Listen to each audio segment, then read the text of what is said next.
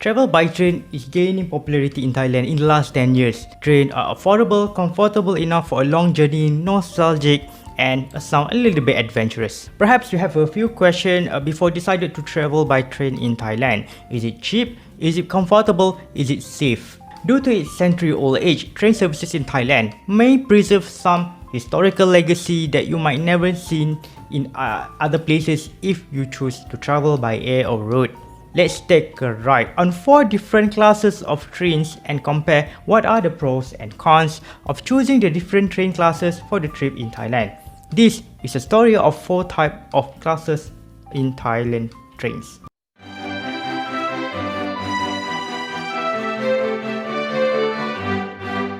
There are 4 types of seat that I will be reviewing in this video together with the historical background of separate carriages to make the ride much more fascinating. Due to decades of underfunding, some of the carriages might be older than most of your age watching this video. Therefore, accessibility might be an issue for the elderly and also physically disabled. Before I started, let me inform you some important information. For Muslims, Jews, vegetarian, vegan or any other types of people in special dietary needs, there are limited choice of food in the cafe and often it is non-halal. If you are lucky, there are peddlers in the train that selling food that you might didn't know what the name of the food and what are the ingredients. Just to be safe, actually you can bring your own food into the train, no problem. Let us begin with the first leg of the journey, Hat Yai to Nakhon Pathom with Special Express CNR. For the journey from Hat Yai to Nakhon Pathom, I choose Special Express CNR on the second class sleeper. Special Express CNR is so special that when this express train arrived at any station, it always stopped at platform number 1, while other trains were diverted to the other available platforms. And what makes the Special Express CNR so special? The service has the newest of the sleeper carriages equipped with air conditioning, accessible toilet and charging port. The carriages made in China were delivered to Thailand in the year 2016, while the train paired with Chinese-made locomotives delivered in 2022, really brand new ones. And all of this effort is a part of railway rejuvenation after decades of underfunding, greatly improved the travel experience with modern and clean transats.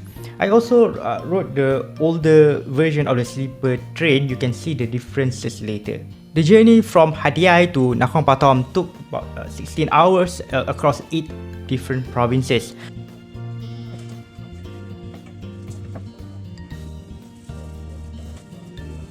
The overnight Special Express is suitable for people who want to spend the night on the move, saving money on the hotel, and have ample time to spend.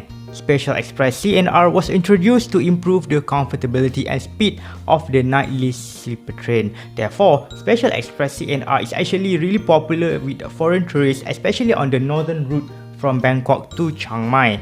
The night sleep on the move should be more comfortable than the older sleeper trains, but what the f? Good morning from Hua Hin, a seaside resort city. The landscape has changed from rubber trees to vast rice fields, together with Tanah Seri mountains which mark the border between Thailand and Myanmar. Yes, beyond the mountain is Myanmar.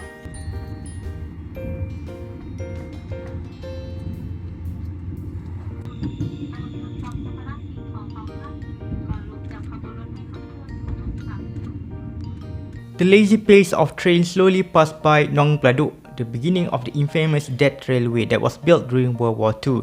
Today, only local trains and tourist trains use Western Line, which end at Nam Tok. After 16 hours, welcome to Nakhon Pathom. Because this video is about train and not about ancient civilization, the history of ancient people live in Nakhon Pathom will be told in another future video, mentioning the history of the why I came to the Nakhon Pathom and what are the things interesting history happened there.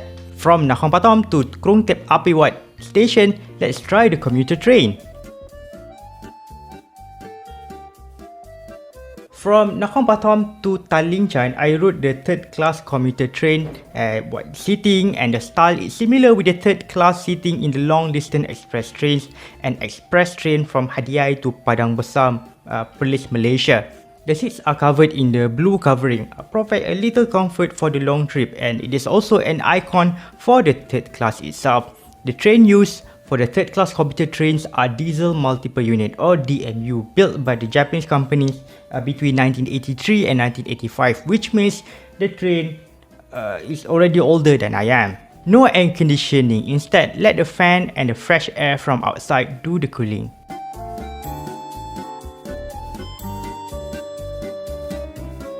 Arriving at Salaya Station, located on the border with the Bangkok province. Therefore, welcome to Bangkok. The trip to Nakhon Pathom to Taling Chan took about 1 hour. I chose to disembark at Taling Chan Station, which is the current terminus of the brand new SRT commuter Red Line, the new, sleek, modern and air-conditioned train. The difference of this electric train and the older diesel commuter I rode previously is like heaven and earth. Newer electric commuter trains are quieter, way more quieter than this.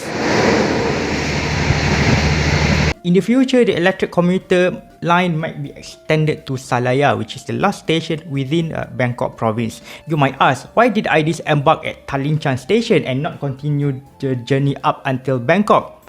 Good question. The commuter train is not heading to either old Hua Lompong Station or new Krung Thep Apiwat Station. The train actually continued the journey to Thon Buri Station, which is on the other side of the Chao Phraya River. As a first-time visitor to Bangkok, ending up in a medium-sized station on the other side of the river instead of the central station could make someone lost in the middle of metropolis with 7 million people. From Krung Thep Apiwat Station, how about trying another type of train? Second class air condition is offered in Special Express in this diesel multiple unit DMU. Special Express using DMU only operate at daylight and stop at major station, which is class 1 stations. The exterior of the train used is similar to the DMU commuter I rode a few days prior. Built by the Japanese companies, the train is slightly new since it was built between 1993 until 1995. Because this train is fully air conditioned, all the windows are closed, thus the train is less noisy than the previous commuter DMU.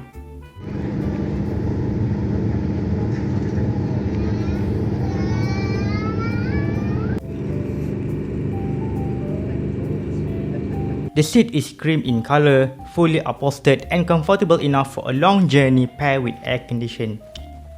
Just to be frank, I didn't take any breakfast prior to embarking the train because of the rush to ride the early morning train and limited food choices in Krung Thep Apiwat Station as on January 2023 because it's just a newly opened at that time. However, it might be my lucky day. There is a food service in this train by a team of stewardess.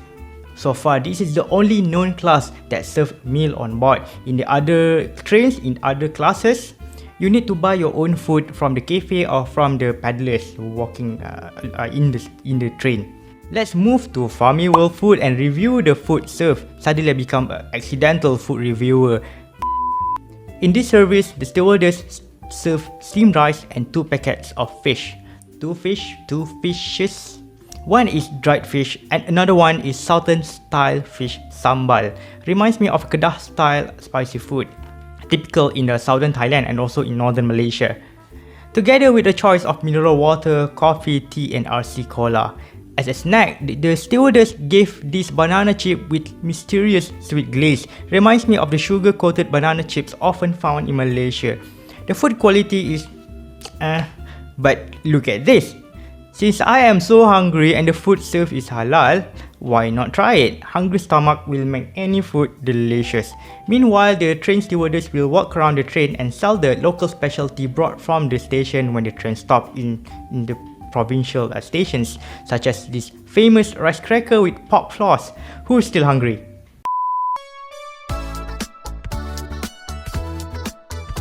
From Prachuap Khiri Khan to Hadiai, I rode older second-class sleeper train which might be older than I am. The carriages might built around 40 to 50 years ago. There is not much information on the internet and also in any written documents. And the interior looks cramped compared to the newer CNR sleeper carriages due to stairs to go to the upper bunk. There is a little footage of all second classes sleeper carriages because I was so tired and need a good rest before arriving in Hadiai.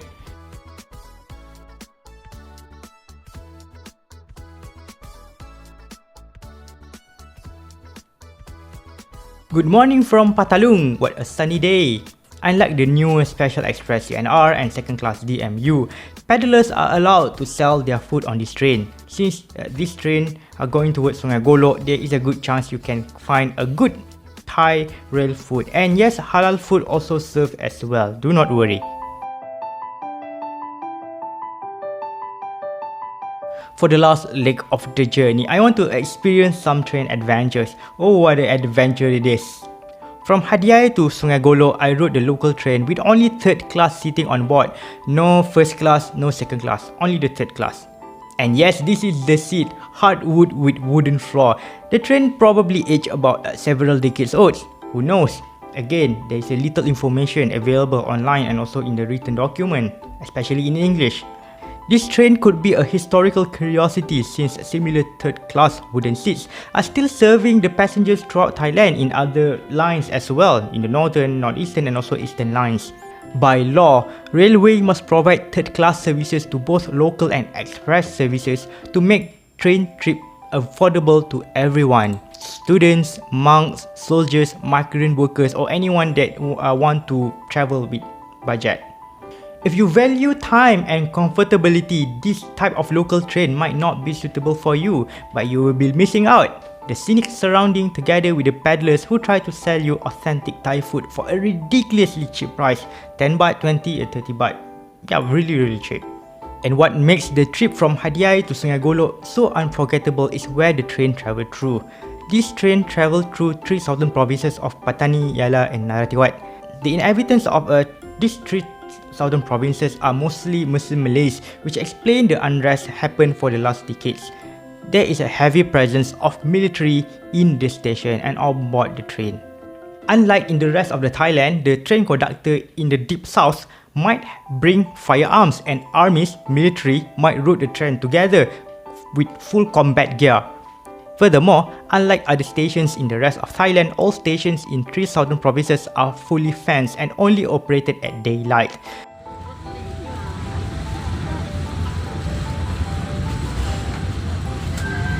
Sounds intimidating, but worry not, it's totally safe. The journey is pretty safe and crowd within the train is so common. If you are a foreigner in the third class station, you might be center of attraction. And you might ask, since I'm from Malaysia and rode the train in the southern Thailand, and how do people know that I am a foreigner in the whole train? Very easy, the language. Because the people in the southern Thailand, especially the Malay, they spoke Eastern dialect or Patani dialect, whereas the Malaysian spoke official Malay dialect. Easy, totally obvious difference.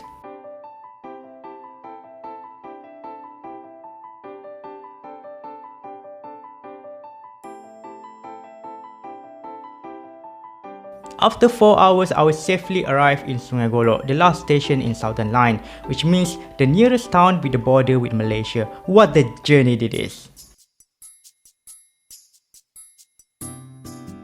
Travelling by train in Thailand is an adventure by itself. The adventure began even before riding the train.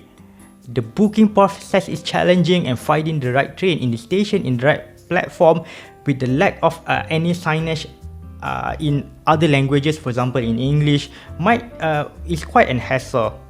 But thankfully, the staff in the train station were so helpful with the very few English words they can understand, and they will more than happy to help any tourists who are kind of confused or to know where to go in the station.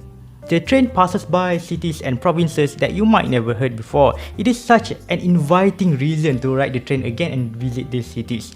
After all, train is the genuine way to understand Thailand better. If you do not have your own car or motorcycle, would you travel by train in Thailand? You can comment down below. If you want to take intercity train in Thailand, you can book the seat in the station or book it online.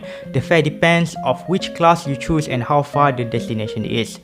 There is no booking needed for commuter and local classes, just simply show up in the station on the travel day and buy the ticket on the spot. Remember, bring your passport or ID. It is compulsory for every train ticket purchase, especially in the 3 southern provinces. Thank you so much for watching. I hope you learned something new about traveling by train in Thailand and about the history as well, and how train could make or break your dream holiday. Thank you so much for watching and see you in the next video.